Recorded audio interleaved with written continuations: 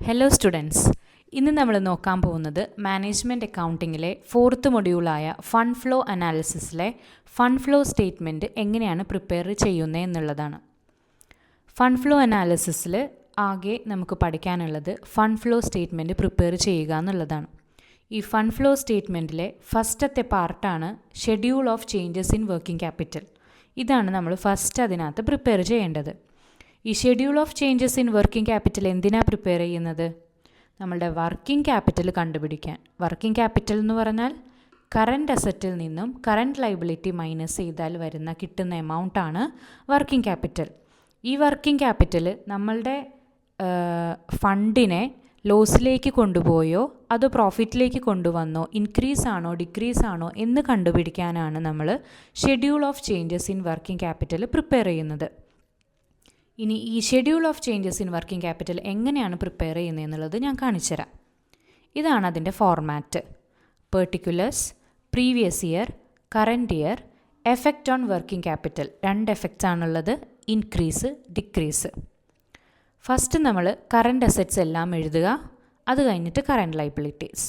Current assets എന്ന് പറഞ്ഞാൽ cash in hand, cash at bank, bills receivable, sundry debtors, closing stock, prepaid expense എന്നിങ്ങനെ വരും.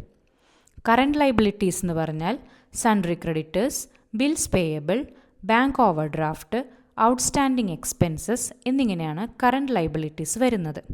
അപ്പോൾ ഒരു ബാലൻസ് ഷീറ്റ് തന്നിട്ട് അതിൽ നിന്നുമാണ് നമ്മൾ ഫണ്ട് ഫ്ലോ സ്റ്റേറ്റ്മെൻറ്റ് പ്രിപ്പയർ ചെയ്യുന്നത്. ആ ബാലൻസ് ഷീറ്റിൽ നിന്നും അതിനകത്തുള്ള ആ കമ്പനിയിലുള്ള കറൻറ്റ് അസറ്റ്സ് എല്ലാം നമുക്ക് കിട്ടും.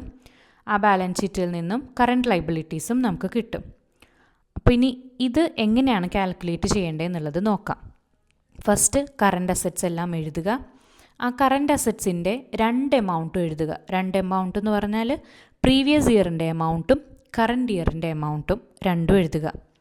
അത് കഴിഞ്ഞ് 2 കോളം ഉണ്ട്, ഒന്ന് ഇൻക്രീസും ഒന്ന് ഡിക്രീസും. For example cash in hand. Cash in ഹാൻഡിൻ്റെ പ്രീവിയസ് ഇയറിൽ നമ്മൾ ഒരു 5,000 റുപ്പീസാണ് ഉണ്ടായിരുന്നത് എന്ന് അസ്യൂം ചെയ്യുക. കറൻറ്റ് ഇയർ ആയപ്പോഴേക്കും അത് 10,000 റുപ്പീസായി. അപ്പോൾ എന്താ സംഭവിച്ചേ? ഇൻക്രീസ് ആണോ ഡിക്രീസ് ആണോ എന്ന് നോക്കുക. 5,000-ൽ നിന്നും 10,000 ആയപ്പോൾ ഇൻക്രീസാണ് ആയത്. എന്തോരം ഇൻക്രീസായി? 5,000 റുപ്പീസാണ് ഇൻക്രീസ് ആയത്. ആ എമൗണ്ട് ആയിരിക്കണം നമ്മൾ ഇൻക്രീസ് കോളത്തിൽ എഴുതേണ്ടത്. 5,000 റുപ്പീസ്. ഒന്നും കൂടെ പറയാം. Four example cash in hand previous ഇയറിൽ 5,000 രൂപയും കറൻറ്റ് ഇയറിൽ 10,000 രൂപയാണെങ്കിൽ എന്തോരം ഇൻക്രീസ് ആയി എന്നുള്ളത് നോക്കുക. ഇൻക്രീസ് ആയി എന്നുള്ളത് നമുക്ക് കാണാൻ പറ്റുമല്ലോ. എന്തോരമാണ് ഇൻക്രീസ് ആയി എന്നുള്ളത് നോക്കുക. 5,000 രൂപയാണ് ഇൻക്രീസ് ആയത്. അപ്പോൾ ഇൻക്രീസ് ആണ് ആയത്. അതുകൊണ്ട് ഇൻക്രീസ് കോളത്തിൽ 5,000 രൂപ എന്ന് എഴുതുക. ഇങ്ങനെയാണ് അസറ്റ്സ് എഴുതേണ്ടത്.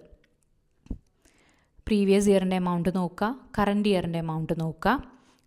പ്രീവിയസ് ഇയറിൻ്റെ എമൗണ്ടിൽ നിന്നും കറൻറ്റ് ഇയറിലോട്ട് എന്താ സംഭവിച്ചേക്കുന്നുള്ളത് നോക്കുക. ഇൻക്രീസ് ആണോ ആയേക്കുന്നത് ഡിക്രീസ് ആണോ ആയേക്കണതെന്ന്. ഇൻക്രീസ് ആണെങ്കിൽ ഇൻക്രീസ് കോളത്തിലും ഡിക്രീസ് ആയാൽ ഡിക്രീസ് കോളത്തിലുമാണ് എഴുതേണ്ടത്. എമൗണ്ട് എഴുതേണ്ടത് എത്ര ഇൻക്രീസായി എത്ര ഡിക്രീസായി ആ എമൗണ്ടാണ് നമ്മൾ ഈ കോളത്തിൽ എഴുതേണ്ടത്. അത് കഴിഞ്ഞ് പ്രീവിയസ് കോളവും കറൻറ്റ് കോളവും ടോട്ടൽ ചെയ്യുക. കറൻറ്റ് അസറ്റ് മാത്രം. ദെൻ കറൻറ്റ് ലൈബിലിറ്റി എടുക്കുക. കറൻറ്റ് ലൈബിലിറ്റി കറൻറ്റ് അസറ്റിൻ്റെ നേരെ ഓപ്പോസിറ്റ്. ഫോർ എക്സാമ്പിൾ സൺട്രി ക്രെഡിറ്റേഴ്സാണ് എഴുതി വയ്ക്കുക നോക്കുക. സൺട്രി ക്രെഡിറ്റേഴ്സിൻ്റെ പ്രീവിയസ് എമൗണ്ട് 2,000 റുപ്പീസും കറൻറ്റ് എമൗണ്ട് 6,000 റുപ്പീസുമാണ് അയക്കുന്നത്. അപ്പോൾ 2,000 നിന്നും 6,000 ഇൻക്രീസാണ് അയക്കുന്നത്. പക്ഷെ കറൻറ്റ് ലൈബിലിറ്റി ആയതുകൊണ്ട് നമ്മൾ ഡിക്രീസ് കോളത്തിൽ വേണം എഴുതാനായിട്ട്. ഡിക്രീസ് കോളത്തിൽ എഴുതുമ്പോൾ എത്ര എമൗണ്ട് എഴുതണം? എന്തോരം ആണ് ഡിഫറൻസ് വന്നേക്കുന്നത്? 4,000 റുപ്പീസാണ് ഡിഫറൻസ് വന്നേക്കുന്നത്. ആ റുപ്പീസ് ആയിരിക്കണം നമ്മൾ ഡിക്രീസ് കോളത്തിൽ എഴുതേണ്ടത്. ഇങ്ങനെയാണ് കറൻറ്റ് ലൈബിലിറ്റി എഴുതേണ്ടത്. അതായത് ഇൻക്രീസ് ആയാൽ ഡിക്രീസ് കോളത്തിലും ഡിക്രീസ് ആയാൽ ഇൻക്രീസ് കോളത്തിലുമാണ് കറൻറ്റ് ലൈബിലിറ്റി എഴുതേണ്ടത്. എന്നിട്ട് പ്രീവിയസ് ഇയർ എമൗണ്ടും കറൻറ്റ് ഇയർ എമൗണ്ടും ടോട്ടൽ ചെയ്യുക കറൻറ്റ് ലൈബിലിറ്റിയുടെ. അങ്ങനെ നമുക്ക് കറൻറ്റ് അസറ്റ് എല്ലാം എഴുതി ടോട്ടൽ ചെയ്തു, കറൻറ്റ് ലൈബിലിറ്റീസ് എല്ലാം എഴുതി ടോട്ടൽ ചെയ്തു. ഇനി വർക്കിംഗ് ക്യാപിറ്റൽ കണ്ടുപിടിക്കണം. വർക്കിംഗ് ക്യാപിറ്റൽ എങ്ങനെ കണ്ടുപിടിക്കും? കറൻറ്റ് അസറ്റിൽ നിന്നും കറൻറ്റ് ലൈബിലിറ്റി മൈനസ് ചെയ്താൽ വർക്കിംഗ് ക്യാപിറ്റൽ കിട്ടും. അതായത് കറൻറ്റ് അസറ്റിൻ്റെ ടോട്ടൽ എ ആണെന്ന് വിചാരിക്കുക, കറൻറ്റ് ലൈബിലിറ്റിയുടെ ടോട്ടൽ ബി ആണെന്ന് വിചാരിക്കുക. എ നിന്നും ബി മൈനസ് ചെയ്താൽ നമുക്ക് വർക്കിംഗ് ക്യാപിറ്റൽ കിട്ടും. ഇനി നമ്മൾ കണ്ടുപിടിക്കേണ്ടത് ഇൻക്രീസ് ആണോ ഡിക്രീസ് ആണോ ആയി എന്നാണ്. അതായത് നമ്മൾ നോർമലി ഒരു അക്കൗണ്ട് ബാലൻസ് ചെയ്യണ പോലെയാണ് ബാലൻസ് ചെയ്യേണ്ടത്. അതിനു മുന്നേ ഇവിടെ ഇൻക്രീസ് കോളം ഉണ്ട്, ഡിക്രീസ് കോളം ഉണ്ട്. ഇത് രണ്ടും നമ്മൾ ടോട്ടൽ ചെയ്യുക. ടോട്ടൽ ചെയ്തിട്ട് അപ്പോൾ നമുക്ക് 4 കോളത്തിൻ്റെ ടോട്ടൽ കിട്ടും. ഒന്ന് പ്രീവിയസ് ഇയറിൻ്റെ ടോട്ടൽ, കറൻറ്റ് ഇയറിൻ്റെ ടോട്ടൽ, ഇൻക്രീസ് കോളത്തിൻ്റെ ടോട്ടൽ, ഡിക്രീസ് കോളത്തിൻ്റെ ടോട്ടൽ. ഇത് രണ്ടും കൂടെ ആദ്യം ബാലൻസ് ചെയ്യുക. അതായത് പ്രീവിയസ് ഇയർ കോളവും കറൻറ്റ് ഇയർ കോളവും തമ്മിൽ ബാലൻസ് ചെയ്യുക. ബാലൻസ് ചെയ്യുമ്പോൾ ഒന്നെങ്കിൽ ബാലൻസ് പ്രീവിയസ് കോളത്തിൽ അല്ലെങ്കിൽ ബാലൻസ് കറൻറ്റ് ഇയർ കോളത്തിൽ കിട്ടും. അതുപോലെ തന്നെ ഇൻക്രീസ് കോളവും ഡിക്രീസ് കോളത്തിനും ടോട്ടൽ ഉണ്ടാവും. ഇതും ബാലൻസ് ചെയ്യുക. ബാലൻസ് ചെയ്യുമ്പോൾ ഒന്നെങ്കിൽ നമുക്ക് ഇൻക്രീസ് കോളത്തിൽ എമൗണ്ട് വരും അല്ലെങ്കിൽ ഡിക്രീസ് കോളത്തിൽ എമൗണ്ട് വരും. എപ്പോഴും ഒന്നെങ്കിൽ പ്രീവിയസ് ഇയർ കോളത്തിലും ഡിക്രീസ് കോളത്തിലും ആയിരിക്കും എമൗണ്ട് വരുന്നത്. അല്ലാന്നുണ്ടെങ്കിൽ കറൻറ്റ് ഇയറിലും ഇൻക്രീസിലും ഇങ്ങനെയായിരിക്കും കോമ്പിനേഷൻസ് വരിക. അതായത് പ്രീവിയസ് ഇയറിലാണ് ബാലൻസ് വന്നേക്കണമെന്നുണ്ടെങ്കിൽ ഡിക്രീസായി എന്നർത്ഥം. അതായത് നമ്മളുടെ വർക്കിംഗ് ക്യാപിറ്റൽ ഡിക്രീസായി എന്നർത്ഥം. കറൻറ്റ് ഇയറിലാണ് ബാലൻസ് വന്നേക്കണമെന്നുണ്ടെങ്കിൽ നമ്മളുടെ വർക്കിംഗ് ക്യാപിറ്റൽ ഇൻക്രീസ് ചെയ്തു എന്നർത്ഥം. ഇങ്ങനെയാണ് schedule of changes in working capital ചെയ്യേണ്ടത്. നമ്മൾ ഇല്ലുസ്ട്രേഷൻ 1 എങ്ങനെയാണ് ചെയ്യേണ്ടതെന്നുള്ളത് കാണിച്ചു തരാം. ഇല്ലുസ്ട്രേഷൻ 1 അതായത് KGC നായരുടെ ടെക്സ്റ്റ് ബുക്കിലെ ഇല്ലുസ്ട്രേഷൻ 1 ആണ് നമ്മൾ ചെയ്ത് നോക്കാൻ പോകുന്നത്. Page number 4.22. അതിനകത്ത് ഒരു ബാലൻസ് ഷീറ്റ് തന്നിട്ടുണ്ട്. 2015-ഉം 2016-ഉം കറൻറ്റ് അസറ്റ് ഉണ്ട്, കറൻറ്റ് ലൈബിലിറ്റി ഉണ്ട്. കറൻറ്റ് അസറ്റ് ആയിട്ടുള്ളത് stock, debtors, cash. Current liability ആയിട്ടുള്ളത് ക്രെഡിറ്റേഴ്സ് മാത്രം. ഇതെങ്ങനെയാണ് ചെയ്യുന്നതെന്ന് നോക്കാം. സ്റ്റോക്ക് നോക്ക് 1,21,000. കറൻറ്റ് ഇയറിൽ 1,36,000. അപ്പോൾ 1,21,000-ൽ നിന്നും 1,36,000 ആയത് ഇൻക്രീസായി. എന്തോരം ഇൻക്രീസായി? 15,000 ഇൻക്രീസായി. അതുകൊണ്ട് ഇൻക്രീസ് കോളത്തിൽ എഴുതി. ഡെപ്റ്റേഴ്സ് 1,81,000-ൽ നിന്നും 1,70,000 ആയി, കുറഞ്ഞു. എന്തോരം കുറഞ്ഞു? 11,000 കുറഞ്ഞു. അതുകൊണ്ട് 11,000 ഡിക്രീസ് കോളത്തിൽ എഴുതി.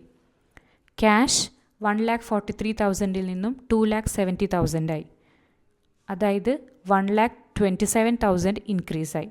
ആ 1,27,000 ഇൻക്രീസ് കോളത്തിൽ എഴുതി. എന്നിട്ട് കറൻറ്റ് അസറ്റിൻ്റെ പ്രീവിയസ് കോളവും കറൻറ്റ് അസറ്റിൻ്റെ കറൻറ്റ് എമൗണ്ട് കോളവും ടോട്ടൽ ചെയ്തു. Next current liability. Current liability ഒരെണ്ണമാണുള്ളത്, ക്രെഡിറ്റേഴ്സ്. ഈ ക്രെഡിറ്റേഴ്സിൻ്റെ പ്രീവിയസ് ഇയറിൽ 1,06,000, കറൻറ്റ് ഇയറിൽ 70,000. അപ്പോൾ എന്തായി? പ്രീവിയസ് ഇയറിൽ നിന്നും കറൻറ്റ് ഇയറിലേക്ക് പോയപ്പോൾ കുറഞ്ഞു. ഇവിടെ കുറഞ്ഞാൽ, അതായത് ഡിക്രീസ് ചെയ്താൽ നമ്മളെവിടെ എഴുതണം? ഇൻക്രീസ് കോളത്തിൽ എഴുതണം. എന്തോരമാണ് ഡിക്രീസ് ചെയ്തത്? 36,000. അപ്പോൾ 36,000 ഇൻക്രീസ് കോളത്തിൽ എഴുതി. അങ്ങനെ കറൻറ്റ് ലൈബിലിറ്റീസും ടോട്ടൽ ചെയ്തു. അത് കഴിഞ്ഞ് ഇൻക്രീസ് കോളം ടോട്ടൽ ചെയ്യുക, ഡിക്രീസ് കോളം ടോട്ടൽ ചെയ്യുക. അങ്ങനെ നമുക്ക് ടോട്ടൽ 4 കോളം ടോട്ടലാവും. അത് കഴിഞ്ഞിട്ട് വർക്കിംഗ് ക്യാപിറ്റൽ കണ്ടുപിടിക്കുക. വർക്കിംഗ് ക്യാപിറ്റൽ എങ്ങനെ കണ്ടുപിടിക്കും? കറൻറ്റ് അസറ്റിൻ്റെ ടോട്ടലിൽ നിന്നും കറൻറ്റ് ലൈബിലിറ്റിയുടെ ടോട്ടൽ മൈനസ് ചെയ്യുമ്പോൾ വർക്കിംഗ് ക്യാപിറ്റൽ കിട്ടും. അങ്ങനെ പ്രീവിയസ് ഇയർ വർക്കിംഗ് ക്യാപിറ്റൽ കണ്ടുപിടിക്കുക, കറൻറ്റ് ഇയറിൻ്റെ വർക്കിംഗ് ക്യാപിറ്റൽ കണ്ടുപിടിക്കുക. അങ്ങനെ 4 കോളത്തിലും എമൗണ്ടുകൾ വന്നു. എന്നിട്ട് 2 എണ്ണം വെച്ച് ബാലൻസ് ചെയ്യുക. അതായത് പ്രീവിയസ് ഇയറും കറൻറ്റ് ഇയറും തമ്മിൽ ബാലൻസ് ചെയ്യുക, ഇൻക്രീസ് കോളവും ഡിക്രീസ് കോളവും തമ്മിൽ ബാലൻസ് ചെയ്യുക.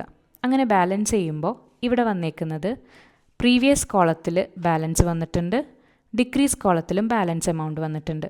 ഇവിടെ ശ്രദ്ധിക്കാനുള്ളത് 2 കോളത്തിലും വന്നേക്കുന്ന ബാലൻസ് എമൗണ്ട് സെയിം ആയിരിക്കും. ഇവിടെ വന്നേക്കുന്നത് 1,67,000 ആണ് എമൗണ്ട് വന്നേക്കുന്നത്. അപ്പോൾ പ്രീവിയസ് കോളത്തിലും ഡിക്രീസ് കോളത്തിലുമാണ് വന്നതെന്നുണ്ടെങ്കിൽ നെറ്റ് ഇൻക്രീസ് ഇൻ വർക്കിംഗ് ക്യാപിറ്റലും, കറൻറ്റ് കോളത്തിലും ഇൻക്രീസ് കോളത്തിലാണ് ബാലൻസ് വന്നതെങ്കിൽ അത് നെറ്റ് ഡിക്രീസ് ഇൻ വർക്കിംഗ് ക്യാപിറ്റലും ആണ്. ഇവിടെ നെറ്റ് ഇൻക്രീസ് ഇൻ വർക്കിംഗ് ക്യാപിറ്റലാണ് വന്നേക്കുന്നത്. അത് കഴിഞ്ഞെല്ലാം ടോട്ടൽ ചെയ്യുക. ഇങ്ങനെയാണ് schedule of changes in working capital calculate ചെയ്യേണ്ടത്. എല്ലാവർക്കും ഈ പാർട്ട് മനസ്സിലായെന്ന് വിചാരിക്കുന്നു.